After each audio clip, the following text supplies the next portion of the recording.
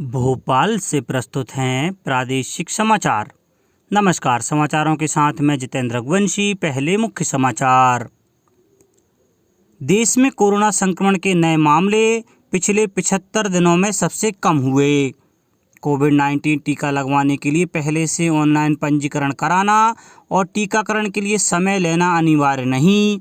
ग्रीष्मकालीन मूंग की खरीद प्रक्रिया का वर्चुअल शुभारंभ।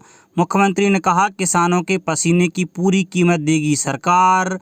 और महिला हॉकी टीम ने टोक्यो ओलंपिक में अपना प्रदर्शन, देश के कोविड योद्धाओं को समर्पित करने का लिया संकल्प। अब समाचार विस्तार से। देश में कोविड संक्रमण के सक्रिय मामले घटकर 9,13,000 रह गए हैं। स्वास्थ्य मंत्रालय ने कहा है कि पिछले 24 घंटों में 60,471 नए मामले सामने आए, जो कि पिछले 75 दिनों में सबसे कम हैं। लगातार 33वें दिन नए संक्रमित रोगियों की तुलना में ठीक होने वालों की संख्या अधिक बनी हुई है। सोमवार को 1,17,000 से अधिक मरीज ठीक हुए। ठीक होने वालों की दर बढ़कर 95.64% हो गई है। देश में साप्ताहिक संक्रमण दर 5% से कम होकर 4.39% पर आ गई, जबकि दैनिक संक्रमण दर 3.45% है। स्वास्थ्य और परिवार कल्याण मंत्रालय ने कहा है कि कोविड-19 टीका लगवाने के लिए पहले से ऑनलाइन पंजीकरण करवाने और टीकाकरण के लिए समय लेना अनिवार्य नहीं है। मंत्रालय ने कहा है कि 18 वर्ष या इससे अधिक आयु का कोई भी व्यक्ति सीधे अपने निकटतम टीकाकरण केंद्र में जाकर पंजीकरण कराने के बाद टीका लगवा सकता है। मंत्रालय ने कहा है कि स्वास्थ्यकर्मी और आशा कार्यकर्ता ग्रामीण क्षेत्रों और शहरी झुग्गी बस्तियों में रहने वाले लाभार्थियों को निकटतम टीका केंद्र में टीके लगवाने के लिए प्रोत्साहित कर रहे हैं।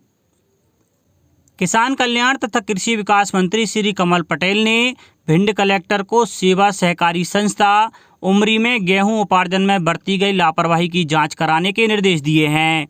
श्री पटेल ने निर्देशित किया है कि जांच में दोषी पाए जाने पर एफआईआर और बर्खास्तगी की कार्यवाही भी सुनिश्चित करें, ताकि भविष्य में अन्य कर्मचारी इस प्रकार की लापरवाही का दुस्साहस न करें। मंत्री श्री पटेल ने भिंड जिले के उपार्जन केंद्र उमरी में उपार्जित किए गए गेहूं पर पानी का छिड़काव करने के वायरल वीडियो को संज्ञान में लेते हुए कलेक्टर भिंड को कार्यवाही के निर्देश दिए थे। भिंड कलेक्टर ने तत्काल जांच कराकर समिति प्रबंधक उमरी भजन सिंह भदौरिया को निलंबित कर दिया है। श्री पटेल ने निर्देशित किया है कि समिति गठित कर प्रकरण की सघन जांच कराएं और दोषियों के विरुद्ध कड़ी कार्रवाई सुनिश्चित की जाए। खंडवा जिले के तीर्थ नगरी ओमकारेश्वर में कल से ज्योतिर्लिंग के दर्शन की व्यवस्था फिर शुरू हो गई है। दर्शन के लिए टीकाकरण आवश्यक है। बाहर से बिना वैक्सीन लगवाए आने वाले श्रद्धालुओं के लिए सिविल हॉस्पिटल में वैक्सीन की सुविधा उपलब्ध कराई जाएगी। दर्शन के दौरान सभी कोविड दिशा निर्देशों का पालन करना होगा। सागर में जिला प्रशासन ने वैक्सीन लगवाने पहुंच रहे लोगों को एक पौधा भेंट करने की नई पहल शुरू की है। प्रशासन की इस पहल में लोग जमकर भागीदारी कर रहे हैं। प्रशासन का मानना है कि इस प्रयास से घर में हरियाली बढ़ेगी और ऑक्सीजन भी मिलेगी। जिला कलेक्टर दीपक सिंह का कहना है कि अंकुर अभियान के तहत सागर में जन भागीदारी से बृहद पौधारोपण का अभियान शुरू किया गया है।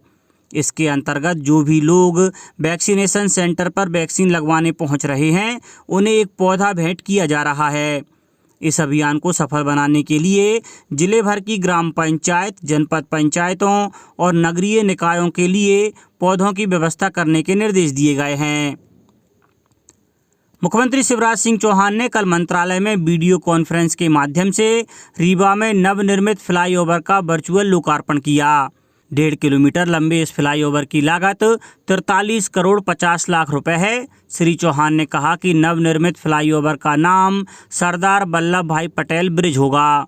उन्होंने कहा कि रीवा में कैंसर मरीजों को इलाज की सुविधा प्रदान की जाएगी और पूरे विंध्य क्षेत्र का समग्र विकास निरंतर जारी रहेगा। मुख्यमंत्री ने कहा कि बाणसागर परियोजना ने विंध्य क्षेत्र की तस्वीर बदल दी है। सिंचाई की सुविधा बढ़ने से कृषि एवं व्यापार को बढ़ावा मिला है तथा रोजगार के अवसर बढ़े हैं।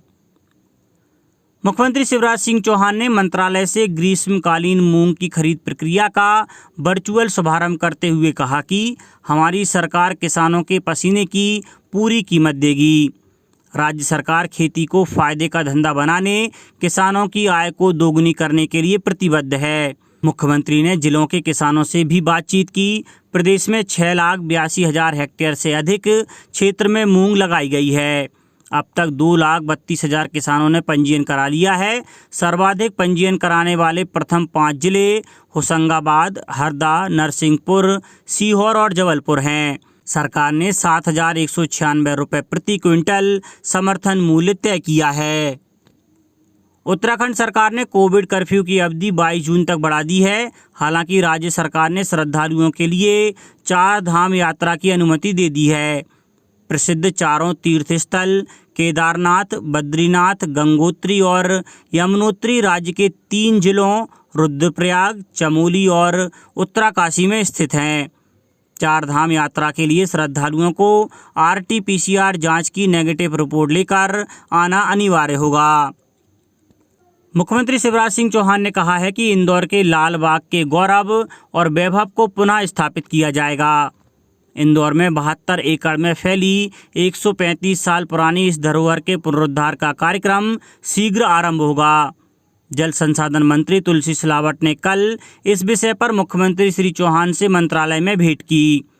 मुख्यमंत्री ने कहा कि लालबाग की शान और विलक्षणता को स्थापित करने के लिए राज्य सरकार हर संभव प्रयास करेगी। अब कुछ समाचार खेल जगत से। टोक्यो ओलंपिक खेलों से पहले महिला हॉकी टीम ने इस बार टोक्यो में अपना प्रदर्शन भारत के कोविड योद्धाओं और फ्रंटलाइन कार्यकर्ताओं को समर्पित करने का संकल्प लिया है। भारतीय महिला हॉकी टीम ने इससे पहले भी एक अनूठी पहल करते हुए आर्थिक रूप से वंचित पृष्ठभूमि के 1,000 से अधिक परिवारों का पेट भरने के लिए टीम ने 21 दिनों के ऑनलाइन फिटनेस चैलेंज के जरिए 20 लाख रुपए से ज़्यादा जुटाए थे।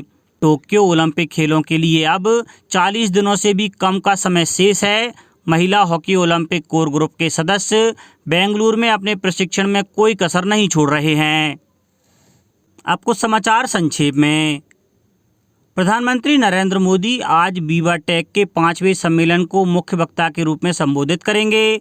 यूरोप में होने वाले बीवा टेक डिजिटल और स्टार्टअप के बड़े सम्मेलनों में से एक है। नेटो के नेताओं ने चीन को सुरक्षा के लिए स्थायी खतरा घोषित किया है। नेटो यूरोपीय और उत्तरी अमेरिका देशों का संगठन है। अमरकंटक ताप विद्युत गृह चचाई की 210 मेगावाट उत्पादन क्षमता की यूनिट नंबर 5 ने लगातार 150 दिनों से निर्बाध रूप से बिजली उत्पादन कर नया रिकॉर्ड बनाया है। सागर में कलेक्टर दीपक सिंह ने कोविड-19 योद्धा कल्याण समीक्षा बैठक में निर्देश दिए कि कोविड योजनाओं के प्रकरणों का निराकरण 7 दिवस में करें। और मंदसौर में जिला विधिक सेवा प्राधिकरण द्वारा जिला जेल में बंदियों को उनके कानूनी अधिकारों से अवगत कराने के लिए विधिक साक्षरता शिविर का आयोजन किया गया। अंत में मुख्य समाचार एक बार फिर। देश में कोरोना संक्रमण के नए मामले पिछले 75 दिनों में सबसे कम हुए।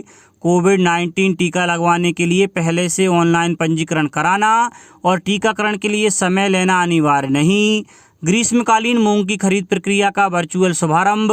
मुख्यमंत्री ने कहा किसानों के पसीने की पूरी कीमत देगी सरकार। और महिला हॉकी टीम ने टोक्यो ओलंपिक में अपना प्रदर्शन देश के कोविड योद्धाओं को समर्पित करने का लिया संकल्प। इस बुलेटिन में इतना ही। घर पर रहिए, सुरक्षित रहिए और सुनते रहिए प्रादेशिक समाचार। नमस्कार।